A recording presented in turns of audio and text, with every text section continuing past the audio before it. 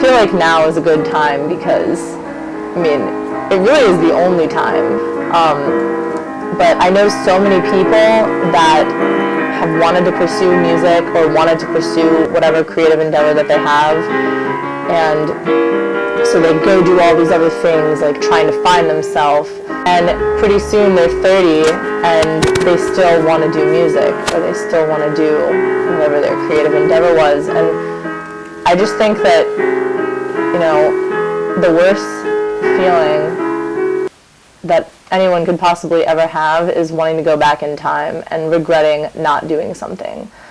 I think that that feeling is worse than failure. I decided to go to New York because I want to revolutionize pop music and the culture and the people, and just like the fact that it's New York, like it's the center of the world. So many cool things happen. I started playing piano at age 6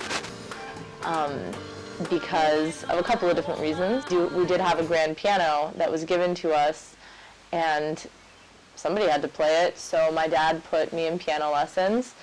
I actually had something called hyperextension of the interphalangeal joint, which means that the bones in my hand are really short. As a result of that, I only have 3 visible knuckles, and as a more direct kind of concern, I bend back like this. And when I was younger, I didn't really have as much control of this as I have now, and my parents were kind of afraid that I was going to have dexterity problems, so they really just wanted me to exercise my hands, and that's how it started. I've grown a lot since then, and now my band, Janapel and the Half Steps, are working on our second album, Spinning a Web. So now we're mixing at Skylab. We're working with this guy, Kevin Terry. And, you know, he gives us a lot of freedom in terms of what we want it to sound like, but he'll also try his own things. Like, he'll try to interject and stuff, give us some creative input when he feels like he can, and we've actually taken some of his suggestions. I don't really view it as this part of the musical chapter in my life is closing. I kind of just think it's like a new chapter, because I'm still going to be doing music, and if my bandmates, you know, want to come follow me after they graduate, maybe there'll be a spot open for them. I don't know. I can't that right now.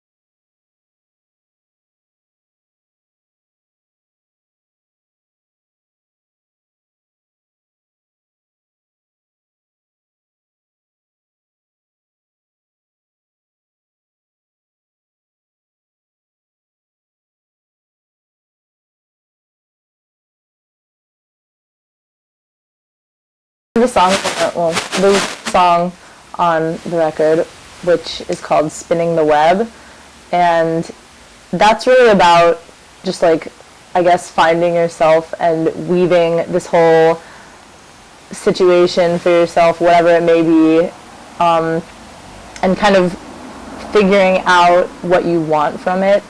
But for example, there's one lyric in it that says, you know, we never know what we're looking for till we find it, and I feel like that's the theme of that song, where it's just like, I'm trying to figure out what I'm doing, and every person who's involved right now, they exist, and I am happy that they're in my life, but I don't want them to get tangled in this web that I'm spinning for myself, because I don't know where it's going to take me, and I don't know if I want to bring anybody along like stuck in this web like a fly, you know.